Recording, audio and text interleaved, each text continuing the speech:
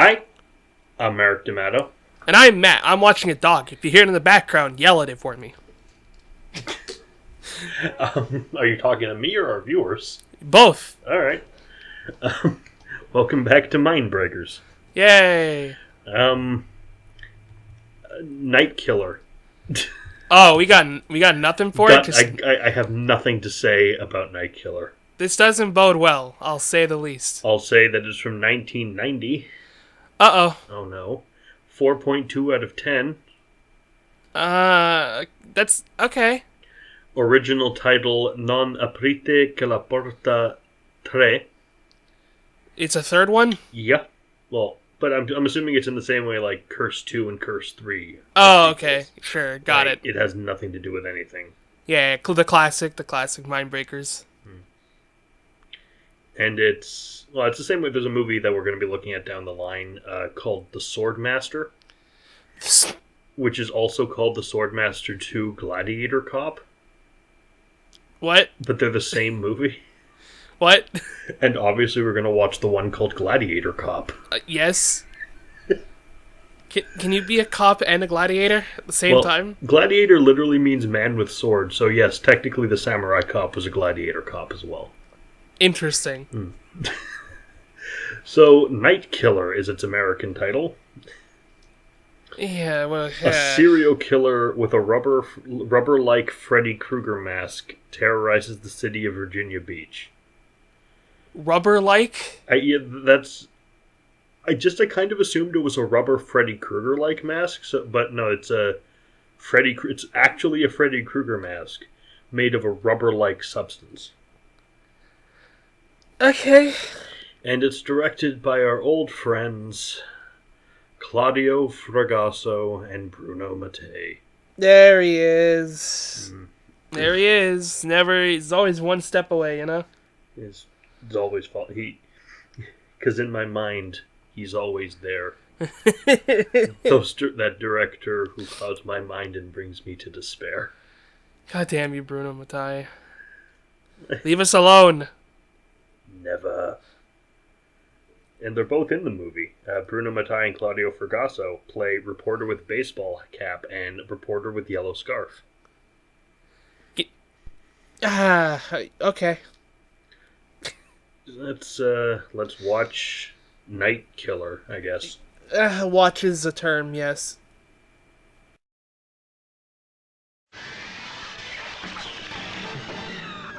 Virginia Beach Police Department. Officer Gabrielle here. I just got a phone call from a guy spying on me. Was it an obscene phone call? Yes? Did he threaten you?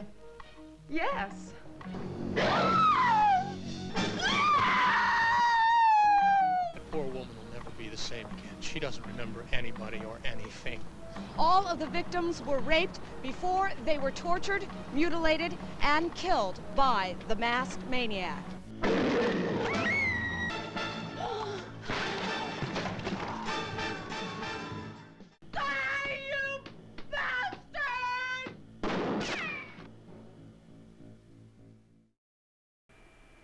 Okay, well that was a sequence of moving images with... Okay, I was going to say with a plot, but I'm not sure it did. I don't think it had a plot, actually. I am convinced that this was just made up on the spot as they were filming. I mean, I've used this Simpsons quotation before, but that's just a bunch of stuff that happened. Yeah, this was very hard to watch, I'll admit. It was... When it wasn't being physically abusive, it was just boring. It was also, like... Not only was it, like, confusing and boring, but it was also just...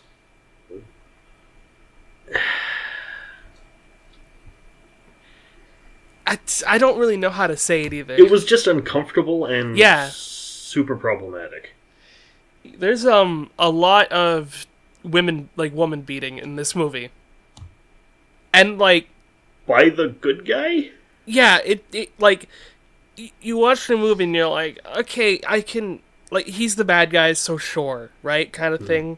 Then you get to the end and you're just like, what? What was all that before? And then you just hate it because it was bad. Also important, but in this movie Night Killer, There are... there's no scene at night Nope. at all. Not just no kills at night, no scene. No, at night. like, yeah, there's no... If there is, perchance, a scene that happens at nighttime, it is indoors, where there are lights. And the whole Freddy Krueger, he has just a rubber Halloween mask from Walgreens on. Yeah. And a glove with claws, and it's very fake, and you can see the claws fold when he uses them. Yeah, like the Freddy Krueger hand thing was just It's awful. trying to look like Freddy Krueger, but just in a edgy black trench coat. Yeah. Which granted, the 7th Nightmare on Elm Street does do, but that movie is different, and that movie is actually fantastic. But we'll get to that one because this movie was like Friday the 3rd, Nightmare on Elm Street, New Nightmare is like Scream but good. I don't remember if I've seen the 7th one. It's the other one. It's the third one with Nancy with Heather Langenkamp. You'll see it down the line. You get the Nightmare on Elm Street movies on the channel anyway. Yay! But the whole Freddy Krueger thing without the dream aspect is just kind of meh. Yeah. Yeah. There's nothing to him. He's no, boring. like he says some creepy stuff over the phone and then just does the thing. But before that, we get a super crucial scene of there's a dance studio. Oh, yeah, integral to the plot, really. And the choreographer is extremely angry at these people. She's so fucking mad. But especially to the one who's like half an hour late, and if this is your third time late, you probably should get kicked out. Granted, Yeah, that's what I'm saying. but I sided with this choreographer because I was watching them, and these people are not in time at all. No, None of them. It's actually impressive because usually at least 2 people would be in time with each other just by accident. Mm-hmm. No, they're all pretty meh. they're all asynced. It's bugging me. Yeah. So Some people keep their heads down too, or something. yeah, There's a lot of yelling that happens. So the girl who's late gets killed by the night killer. Why? I don't know. He doesn't get a name, so you can just call him the night killer. He just kind of kills her. And then the choreographer goes, because she's where is she? This is ridiculous. I'm gonna hit her with my stick. And then she gets killed, her throat ripped out by the night killer's rubber claws. I feel like throat getting ripped out is very generous. But he doesn't use the knife, it looks like. He uses the rubber claw. Yeah. So, did he just, judo chop her in the throat or something? I think so, because she can't talk. Yeah. And then she gets killed with a knife. Yeah. Alright. Yeah. That's this movie, in a nutshell. Then we get our main character, whose name I don't remember, nor care to remember. Melanie something or other.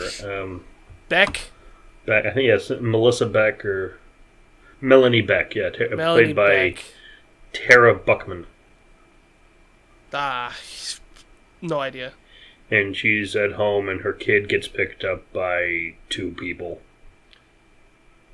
Yeah, why do 2 people pick her kid up? I don't know. I think she's meant to be a writer. She has a desk covered in books, and she's at a typewriter, but it's never mentioned. Yeah, and say it's never clarified what she does.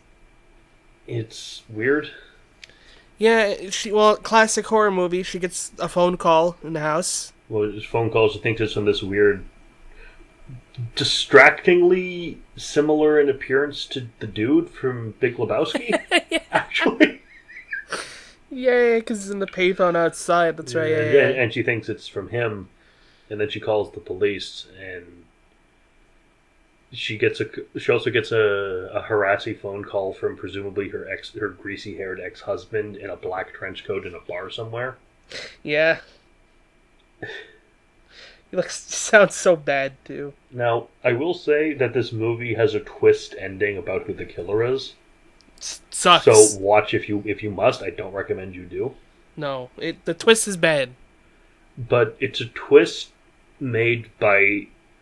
I know the popular term for this, to excuse it, if you like a movie, is like playing, like going, like something about going into expectations or whatnot. Sure. This movie just flat out lies. Yeah. It just lies. It's just lies. It's lying. No, like, we were shitting on the ending, and it was just like it does feel like they had an ending of a movie, and then they said no. Here's what actually happened. But not in a cool way like Clue. Yeah, but not like how Clue did it. This one's just shit. It's so bad. I hate it. So apparently the call's coming from inside the house. Just like Black Christmas. Yes. And then the guy in the rubber mask is in the house. The night killer's there. Also, like, because the cop calls back, right? To, like, make sure she's okay, and the night killer picks up the phone and just tells the cop, "Oh, my wife is just crazy." But amusingly, and this is where the plot immediately falls apart with the whole mystery reveal of who the guy is. Yeah. Like, most of the time he speaks in his, like, Christian Bale Batman voice. Yeah. But he doesn't on this phone call. Yeah. And given who the killer is, how does she not immediately know who he is? Who knows? Yeah, he does the things. He threatens her, and then we get a cut. Yep. And she's been hospitalized. Yep. And with the whole chase through the house as well. And slasher movies, you can't just have the killer chase the main girl through the house. You do that near the end of the movie because you have to actually make us care about this character first. That's it. Like, I point to this because it's, for me, the prime example of how to do a slasher movie, Halloween. Mm-hmm. Yeah, that ends with the big, long chase with Michael Myers and Laurie Strode. But the thing is, the movie spent an hour establishing Laurie Strode as a character before this happened. No, this one we get in the first 10 minutes of the movie.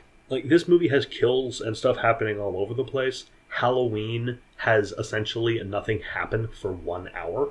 Yeah. But it works. It builds suspense. This movie doesn't know how to do that. No. Nor do I think it could, to be honest. Well, it's by two incompetent people. So. Yeah. It turns out that when she was attacked... I think I've described Claudio Fragasso as he is the Salieri to Lucio Fulci or Dario Argento's Mozart. Yeah. They, in Italian filmmaker terms, are the patron saints of mediocrity, to quote Amadeus.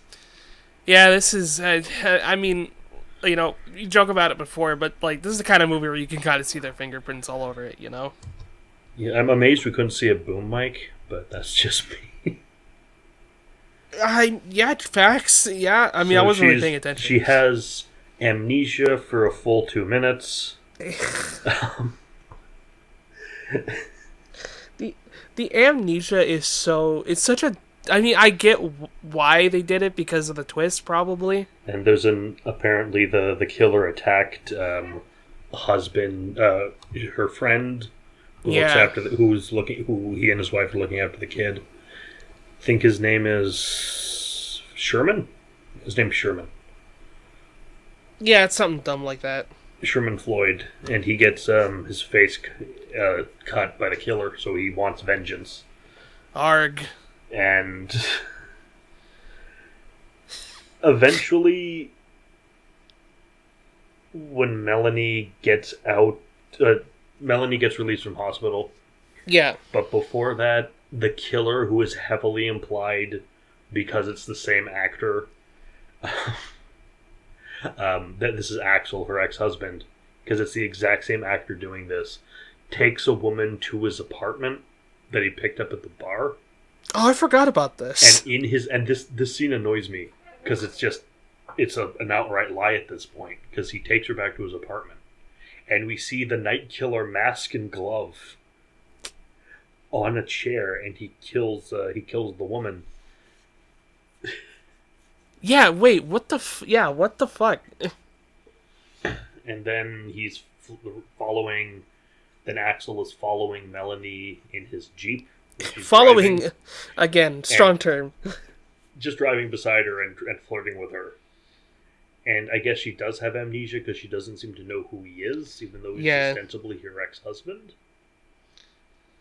Yeah. And he follows her into the bathroom, so she pulls a gun on him and makes him take all his clothes off and flush them down the toilet. Yeah. Now, I am happy that they were just soaked in water and the toilet flooded, because I was worried this movie thought it was actually possible to flush a pair of pants down the toilet. Because this movie doesn't seem that bright. Yeah. She runs away, obviously. She runs away and goes to kill herself on the beach with alcohol and pills, but despite what they everything they say about him, I gotta say freaking kudos to Axel for the woman who just assaulted him with a gun and made him take all his clothes off. He sees her about to kill herself on the beach and doesn't hesitate, goes to help her. Yeah. Well, that's why the later scenes that happen are always so weird to me. It's so confusing. Because again, this movie is really trying to build up that this dude is the bad guy.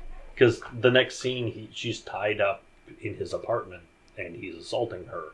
Yeah. And being very, abusive, verbally abusive. And it's not just this one time, by the way. It happens a bit. And then her psychologist proves he's an incompetent idiot. Fuck that guy. Because he gives her full diagnosis to reporters. Which, congratulations, that's your medical license gone. Yeah, I was gonna say, isn't that one of the first things you learn is to not give away this kind of information? No, he just does it. So I'd assume, in one of these movies, the reporter would break in and steal it. No, he just kind of tells them. Yeah, he just lets them know. And I'm amazed. And the cop doesn't do anything about it. No. He's very angry and looks. I'm not gonna lie, I forgot the cop was even in the movie. I'm confused because I at first didn't know he was a cop. I thought he worked at the hospital. And when the reporters were like, "Why didn't you assign her a bodyguard?" I'm like, "He's a doctor. What? Where would he get a bodyguard?" Then I realized he was a detective. Yeah, he was the detective. As the movie progresses, it gets really uncomfortable, the scenes with Melanie and Axel. Yeah. Until she sees a picture of herself. Well, so the newspaper gets out that she's been abducted. Yeah. And the hotel, manager, I guess, sees the paper and calls the cops. So they flee. Then Axel threatens the cops. She sees a picture of herself and she runs away. Because, duh. Freaking, after a big fight with his wife, Sherman shows up in his car. And Axel freaks out in a, let's just say, "You're trying to kidnap what I've rightfully stolen." Okay. Yeah. This free advice: if you want to watch this movie, don't just watch The Princess Bride instead. It's better. Yes. Just always watch The Princess Bride. It's always... Yeah, it's a great film. Always a good... Even if you watch a good movie and you're like, I want to watch something else, watch Princess Bride. It's always a good time. Does anybody want a peanut?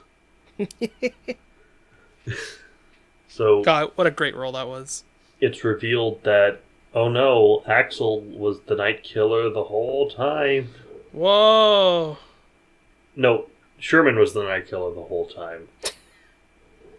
And yeah. Then Axel just kind of appears and shoots him. Very funny shootout scene, might I add. Very funny. Just awfully acted. Just... Oh, good lord. Yeah. And then apparently... Also, this is distracting, because the whole time they're supposedly in New York. Are they? They say they are. Or they're somewhere in the States. And they say it's Christmas. And I know that not everywhere is a snowy wasteland like where we are. But New York gets snow. But the trees have leaves on them. Oh yeah, that too. I didn't even think about that. Like, why did you say it looks like it's September outside? Why would you? You don't do anything with it being Christmas.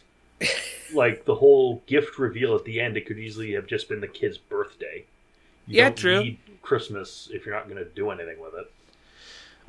But yes, You're the not audience. going to be the new Gremlins, so don't even try. If you were listening correctly, the man who was physically beating her in hotel rooms and kidnapping her He's the good was guy. the good guy. And they get back together. With her kid. Yep. And the kid goes to open one of her Christmas presents, and it's the Night Killer mask and glove. Yeah. And then the movie's over. Yeah, she says some dumb threatening stuff about him being back and fuck you, He-Man. Yeah. And it's really, this is unrelated because the movie's over now, and then we get the credits. Yeah. But I'm going to take it back to when you get the title. I've never seen this before. But the title does that whole, like, swing in thing. You know, it comes like quickly down from one of the corners and like in onto the screen. Yeah, I'm gonna try looking for it again. This is the first time I've ever seen that without any sound effect at all. Because there's usually like an orchestral sting or a choo something. There's nothing. Fucking awful movie. Yep. This might be one of my least favorites that we've ever watched. I've seen, like, I will say that freaking Shocking Dark was worse. It was more boring than this because I did in one sitting. Shocking Dark took me 3. Fair. I didn't fall asleep like I did in Werewolves on Wheels. You know what? At least better than that. I forgot about Werewolves on Wheels.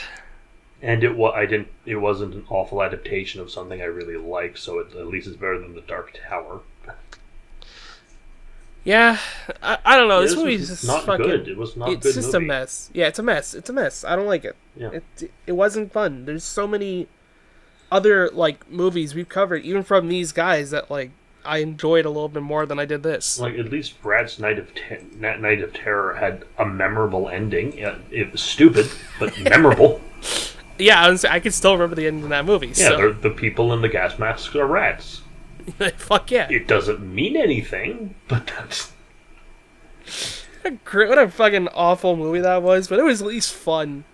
Like, the main character just let the traitor guy keep betraying him, but what? And yeah, Night Killer wasn't good. No, like everything sucked about it, even up to the killer. It wasn't great. I can't even say, like, not even the soundtrack was especially memorable. No. Not at all. I can't say it was bad, but I can't say it was good because I don't remember it. It's like one of those soundtracks that like you hear during a video game, right? Where it's like no track is bad, but like, am I humming it afterwards? Like No. like Castlevania's Lords of Shadow had that Sure. problem Yeah. a Exactly. lot. Which is especially a shame because Castlevania is partly known for its music. Yeah. And like again, like with Lords of Shadow, right? There are some tracks that when I listen to it, I'm like, oh yeah, this track is all right. But there's no Wandering Ghosts or Dracula's Castle. Or that's it. Like that, or Bloody Tears. Yeah, like I'm gonna remember things like Bloody Tears or quite literally almost any song from Symphony of the Night because, I mean, it's Symphony of the Night. But go watch our review of it on Matt's channel for more information. That was like even when this video goes up, that was so long ago. Oh yeah, I hate it. It's so long.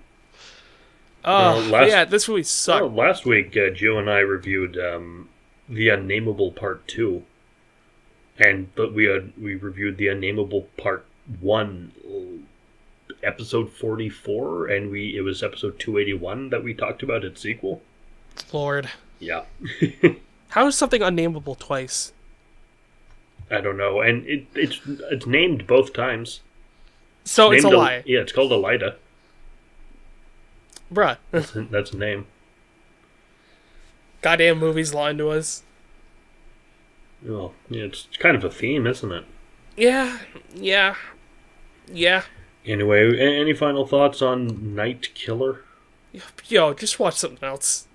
All right, then for next week, we're going to watch a Ralph Bakshi animated film. Oh, this is gonna be super weird, isn't it? It's Ralph Bakshi's great legendary attempt at a family picture. A family picture? It's a Ralph Bakshi kids film next week. That doesn't sound like words that should go together. Oh, we'll see. We'll see. I'm intrigued. Anyway, I have been Merrick D'Amato. I've been Matt. And we'll see you next week. Bye. Bye.